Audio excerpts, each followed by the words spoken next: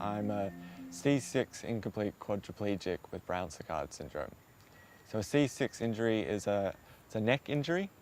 Incomplete also means that I damaged my spine but didn't cut it fully.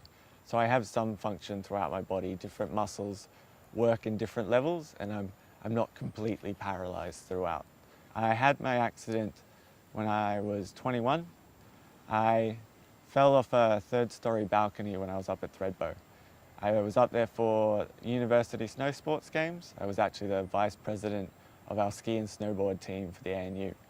We had been out on one of the regular nights. You go up and compete during the day, and then you meet up with friends and go for a drink at night to meet all the other teams and socialize. I don't actually exactly remember what happened, and no one can really tell me exactly what happened because no one saw it either.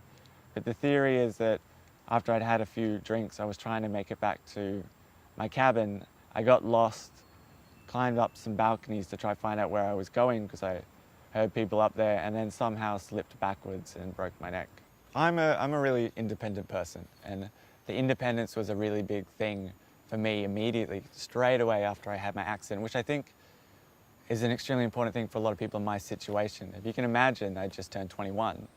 I was just moving out of home and just kind of about to go out on my own, and all of a sudden you have an injury that puts you back to zero and you have to start and relearn everything all over again. So even from really basic things about how to open a package or how to brush your teeth or how to get in and out of bed and dress yourself and shower, to then going to even things like cooking, getting around just in public or even in a car or anything like that.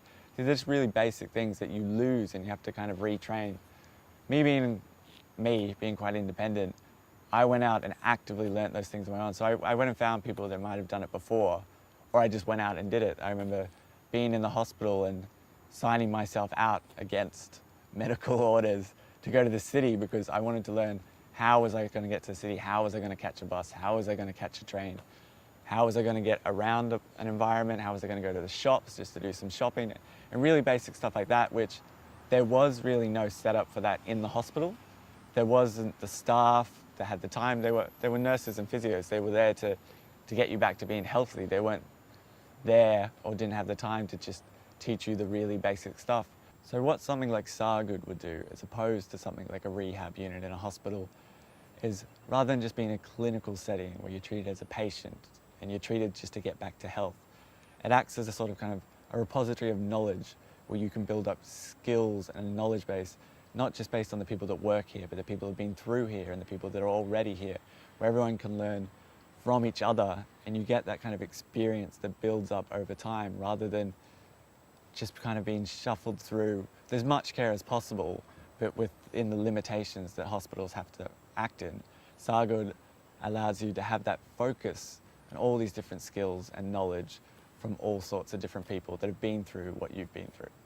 So a contribution to something like Sargood not only helps the individual in cutting down that year and a half of time when they're just learning the basics of getting back to living down to a few short months, but it then allows that person to no longer have to be dependent not only on support from the government and support from their family and friends, but then allows them to contribute back to society, back to the world at large through work or study, back to the disability community by coming and helping out at somewhere like Sargood, and just back to society in general by being out and about and knowing what they can do and giving the confidence and the courage and the skills to go back into society and contribute.